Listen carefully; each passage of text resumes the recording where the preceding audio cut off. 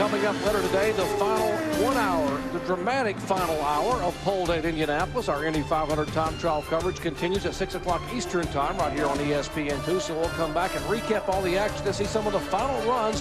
It will get exciting, we promise, during that final hour. Remember, you're allowed 3 attempts per car.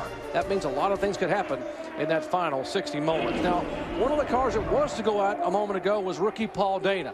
He had this incident on Friday, hard impact. We are told 79 G's. That's the impact in the turn 2 wall. Dana, the impressive 30-year-old rookie, driving the ethanol Himmelgard machine. Now you see Sam Hornish coming by, hitting a piece of debris off Dana's car and flipping over. Hornish was okay. Now, Paul Dana was taken to Methodist Hospital and diagnosed with 2 fractured vertebrae. He is still in Methodist Hospital, and we have just received word a moment ago that he is watching our qualifying show. Would love to be here and be a part of the ethanol Himmelgarn racing team in line to qualify. He was the next car scheduled to go. So we want to send along our best wishes for Paul Dana for a speedy recovery. He said he'll be back at the racetrack later in the week, but plans, well, we're just being told now he will be released from the hospital in the next hour and maybe back at the track later this afternoon. They do plan, by the way, to put that ethanol Himmelgarn car in the 500, and we'll update you on those plans later on today. On the track right now, Alex Barron, the Red Bull Cheever machine. You know, from that last qualifying attempt, you could really see the relief in Darren Manning's eyes that he got that first qualifying attempt in. You know, they're talking about going again, but you could really see the relief in his eyes to get back in the car and kind of get back on the horse. Also, another sort of phenomenon here that you see is that there's 5 cars qualified right now. Of all those 5 cars, their first lap has been the fastest lap. And you see Eddie Cheever there, standing and watching and waiting. Eddie, the first owner to win the Indianapolis 500, and in the early years of the Indy Racing League, and just what a sensational career he had from Formula One, coming here, taking some time off, and finally getting back in the car here at IndyCar competition. Alex Barron, a Rookie of the Year here in 2002 when he was driving for Blair Racing. 34-year-old driver. Makes his home in Menifee, California. We're up in San Diego. You know, Alex had some great finishes here, and I think in you know, the years back that he's been in position to win this race and just had some late race yellow. So you know, he knows how to come up on race day, but looks like they're definitely struggling here in qualifying compared to the rest of the field. Began the year with an 8th place finish at Homestead. His only top 10 of the year thus far.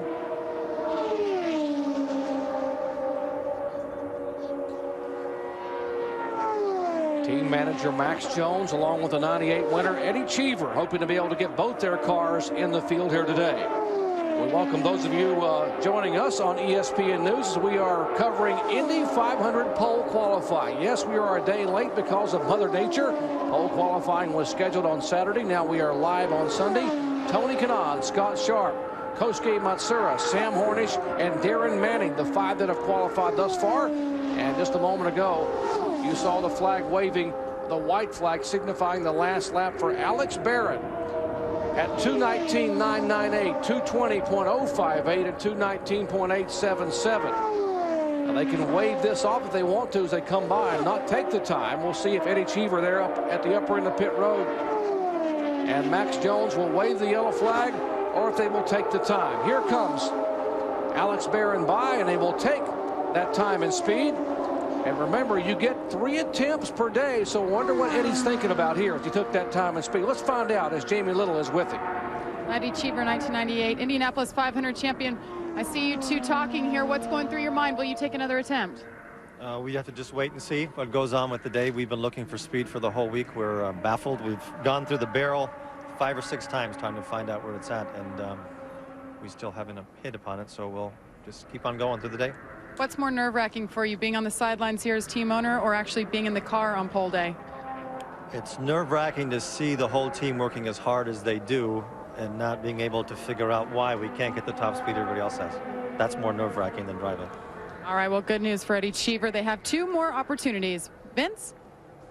With Kosuke Matsura, last year's Indy 500 Rookie of the Year, currently sitting on the outside of row 1, 2:26.397. Do you use that first qualifying attempt as a test session, for future qualifying attempts today, or do you want to stick with what you've got? I think, we will stay like that, just a one-time attack. And, I cannot find anything wrong with the car, so I think one time.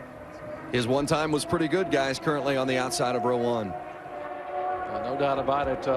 Kosuke last year as a rookie was awfully quick. Even in practice, he was among the top 4 or 5 every day here, Greg. Absolutely. No, Kosuke is very, very quick, and he's got Honda power, so you never can count him out. You never can tell what they're going to come up with, and Fernandez Racing is a very, very good team.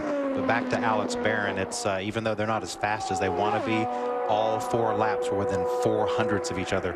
He's very consistent, and he got all the car would give. So, Alex is doing his part, and looks like Cheever and those boys got some more work to do.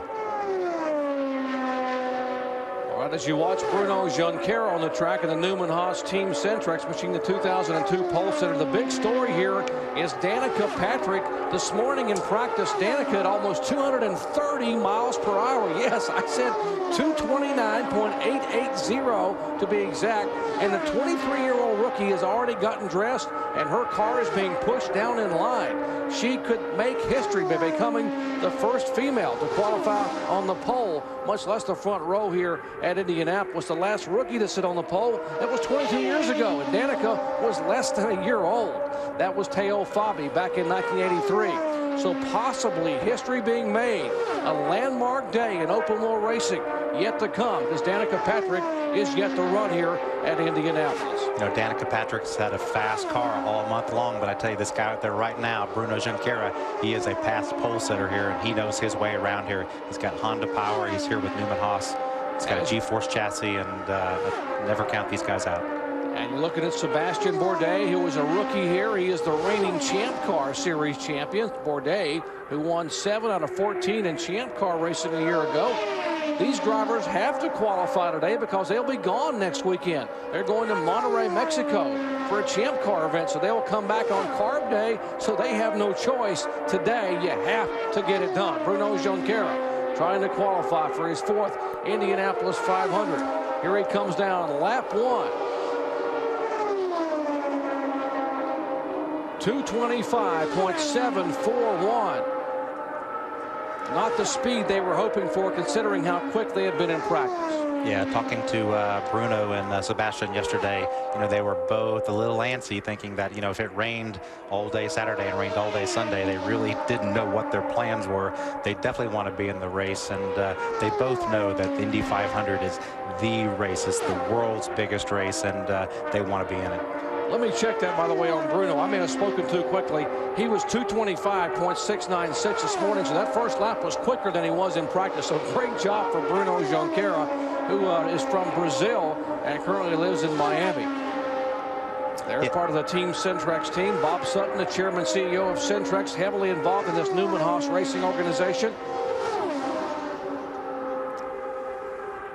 Absolutely, these guys know how to win, but they don't have next week to really work on the car. So that, they are going to a different race next weekend.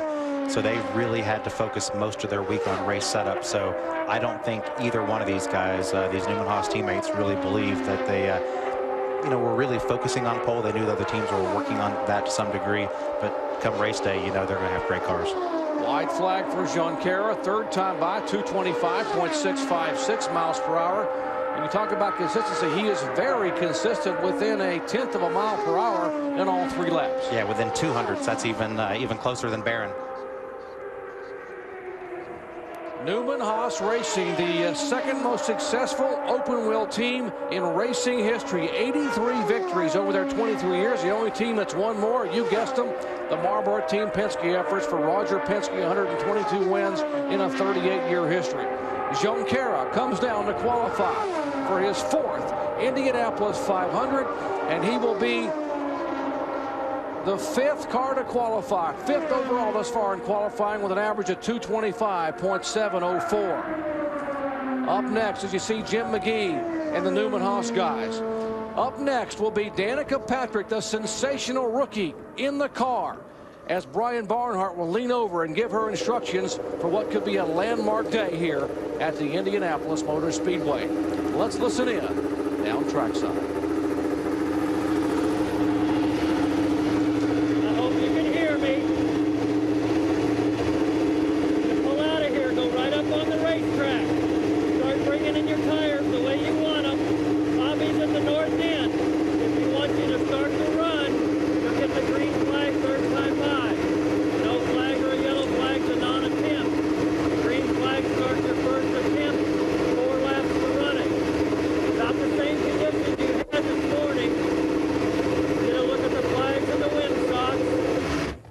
look at your flag and windsocks for direction and velocity on that. Be comfortable, be smooth, relax. It's just 4 good practice laps. Third time by, and give me 4 good ones.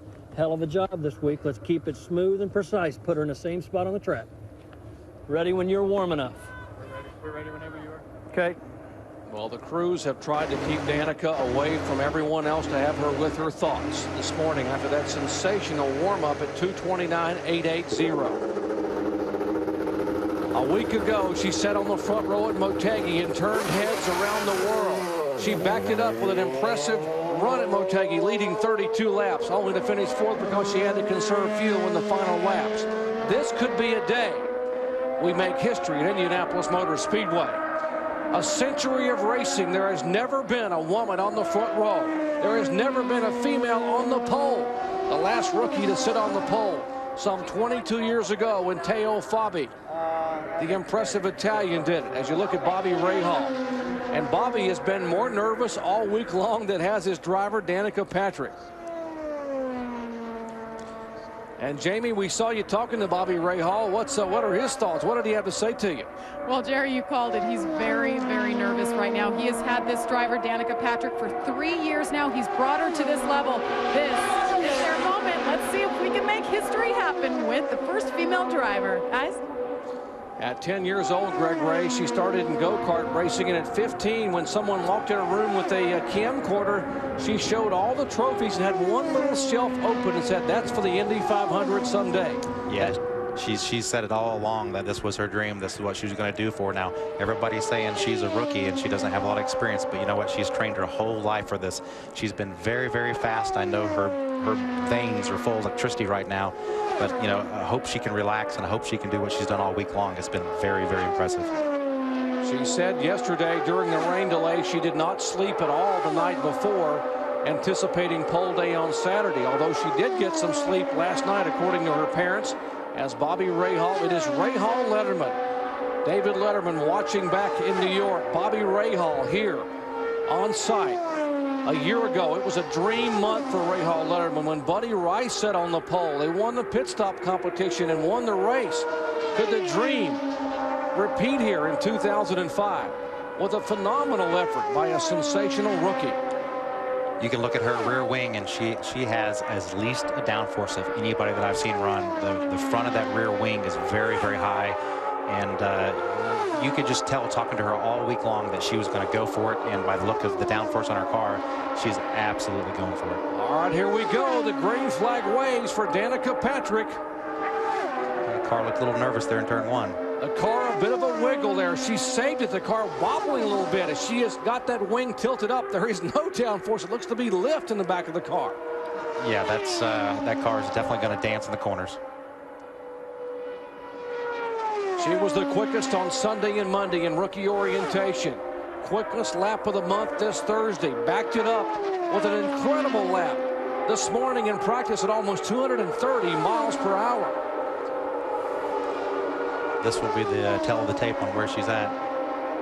Well, first time by, she is slower than she was this morning, 224.920. And how much of that wiggle a moment ago down in turn 1 have to do with that? Yeah, definitely. She must lift it off of it. That's a very slow lap compared to what she was running this morning. So I'm sure she got off the throttle, and that's the telltale tape. If you can't stay flat for all 16 corners, and certainly turn 1, lap 1, you're just not going to be able to be a threat for the pole. And we got to remind you now, there are 3 attempts allowed per car per day. So if she doesn't get it done here, this being her first attempt, she can come back 2 more times before 7 o'clock Eastern time. Remember, we're going to be back on the air from 6 to 7 for that dramatic final hour of qualifying. Yeah, she really picked it up there, 227.6. She's starting to relax, and that's the good thing about the rules. It really, if it would have been 11 cars yesterday, it would have been extremely exciting. Today, there's going to be 22 cars, but everybody can really pretty much stick with the first time and make sure they get a guaranteed, you know, cards on the table, and if they want to come back and go for it later, they can do that, and that's just sort of a safety mechanism. 3 women have started the Indianapolis 500. Janet Guthrie did it 3 times, Lynn St. James 7 times, and Sarah Fisher 5 times. She could become the 4th woman to qualify here at Indy. White flag for Danica Patrick. The best qualifying ever by a woman, 6th by Lynn St. James in 1994. Currently, Danica Patrick sits third on the outside of row 1 as we are early on here in pole day. Lap 2 and lap 3 were almost identical, so she's picked the pace up and really pushing for it now. First attempt, and I'm saying first attempt because I've got to believe that team as well as Danica believe they've got a lot more left in this car. As the day progresses, I'm sure we're going to see another attempt, maybe even all 3 out of this Argent Pioneer machine. Danica Patrick's laps, 4 laps by. 2:24.9, 2:27.6, 2:27.6, and the average 2:27.004. Third quickest thus far in qualifying, and now the big smile from Bobby Rahal. That last lap, lap 4, was the fastest lap of the day. Let's hear from Bobby Rahal with Jamie Little. Well, Bobby, congratulations. You made it her first qualifying attempt here at the Indy 500. Is there more to give? Are we going to see her back out here? Well, I don't know. I mean, the first lap was pretty, not where we thought. I mean, had she done 4 laps like the other 3, we'd be on pole right now. So I don't know. We might go out and give it another go. What did you tell her before she got in the car? Just, smooth and fast. She knows what to do. Have you ever been this nervous for one of your drivers? No, it's almost... Yeah, I'm more nervous watching my son race, but aside from that, she's done a great job all month. How about that big wiggle? Do you think that was just nerves? I don't know. Maybe. I didn't see the wiggle, so I don't know what it was, but who knows. All right, congratulations. Danica Patrick has 1 attempt down, but she has 2 more to go. Dr. Punch? All right, as you watch the wiggle, watch her left side tires just down inside that white line, and she comes back across that white line, and that's where the wiggle begins. And a lot of the veterans will tell you, if you hit that white line and you're that trimmed out, you're going to wiggle, you're going to bobble. She did a heck of a job hanging on. We'll break down the wiggle and take a look at the women who have run in the Indianapolis 500. Guthrie, St. James, Fisher, and now add to that mix, Danica Patrick, currently on the front row as history being made here on pole day at the Indianapolis Motor Speedway.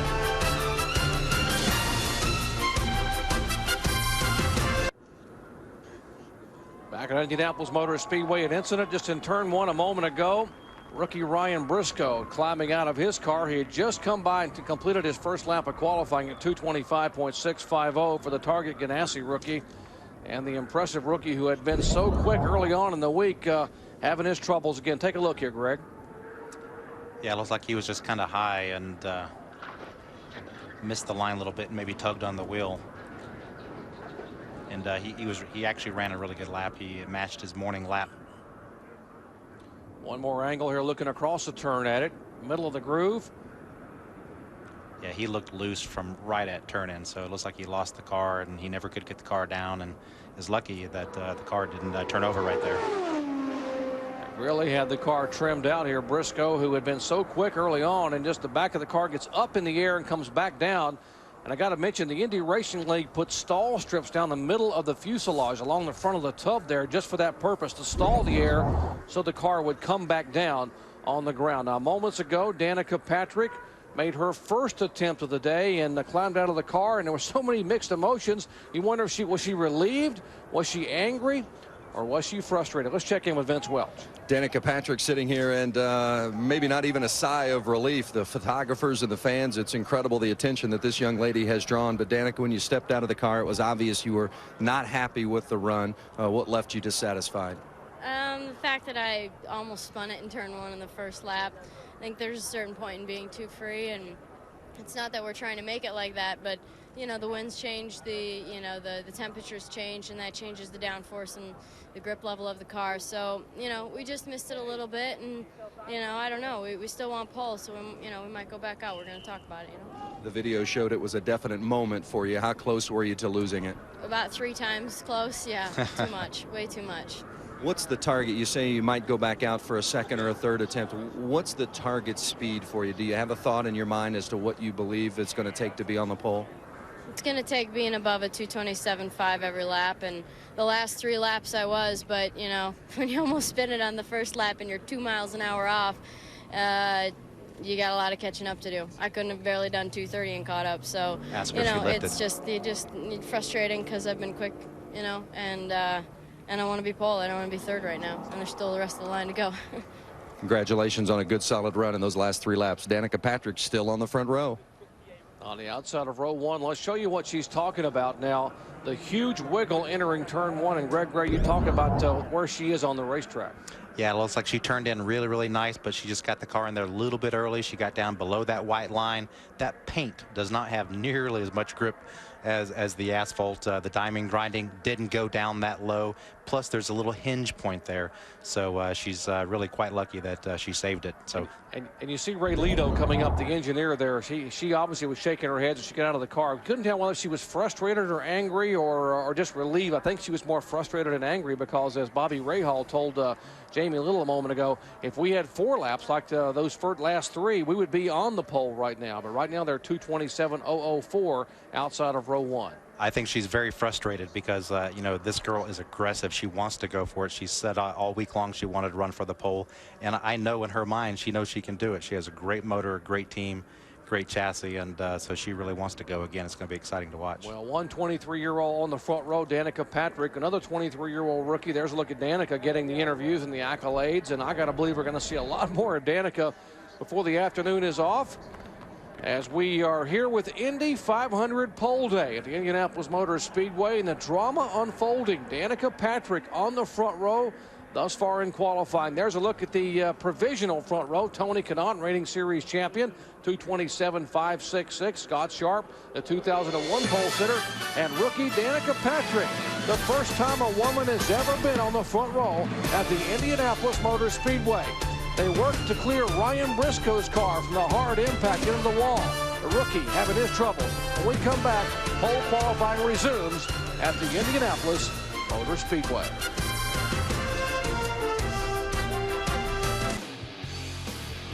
And back in Indianapolis here on Pole Day, could be a bit rough if you're a rookie. Danica Patrick gets the big wiggle in turn one, which cost her 3 miles an hour and possibly a pole thus far in qualifying.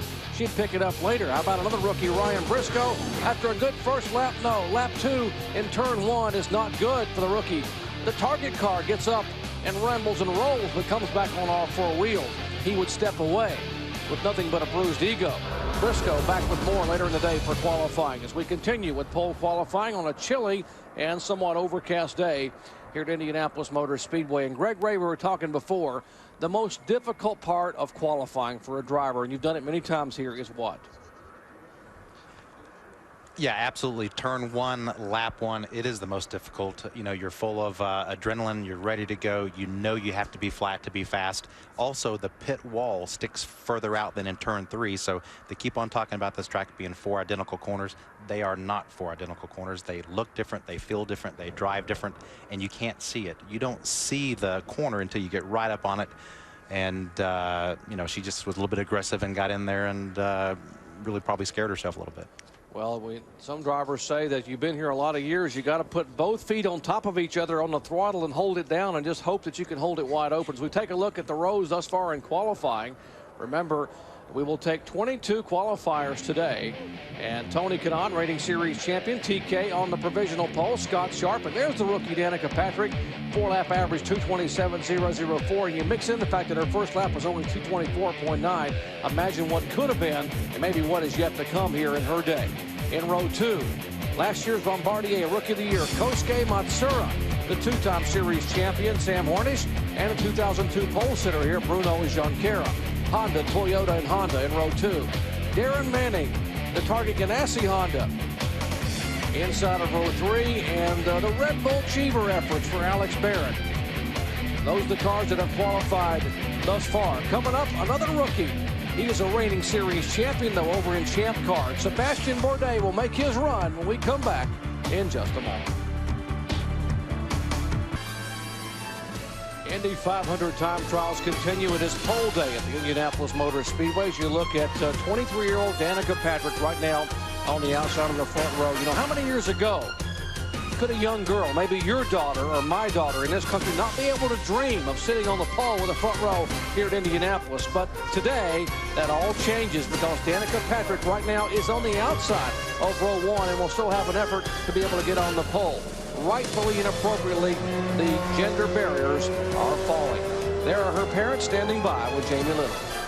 Yes, it's Bev and TJ Patrick, and they are backing their daughter. I just came up and asked you guys, what was the first thing you just told me, Dad? she's going back out, and they're going to have to straighten the pedals when she comes back in. You said she's not one happy camper right now. She's not happy at all. She's very upset right now at herself. Where does this drive and this desire to win, to not be second best, come from? Have anything to do with you? Yeah, I'm a little upset too. I shouldn't be, but you just can't take anything other than number one. It's just, I don't know, it's just something you can't explain. Everybody gets so mad at me because I get so upset, but I know what she's feeling. And it's not where she wants to be. She didn't come here to sit in the front row outside. She came here for the pole. Mom, what is it like watching your little girl out there? That was pretty emotional. About 10 minutes ago before she ran, if you would have asked me if I'd let her go out again, if she ran a 2:27, I said absolutely not. That's good enough. But, you know, I know she can do better, and I know she will. And if I was a betting person, I'd put some money on her going back out again and probably putting this thing on pole yet today.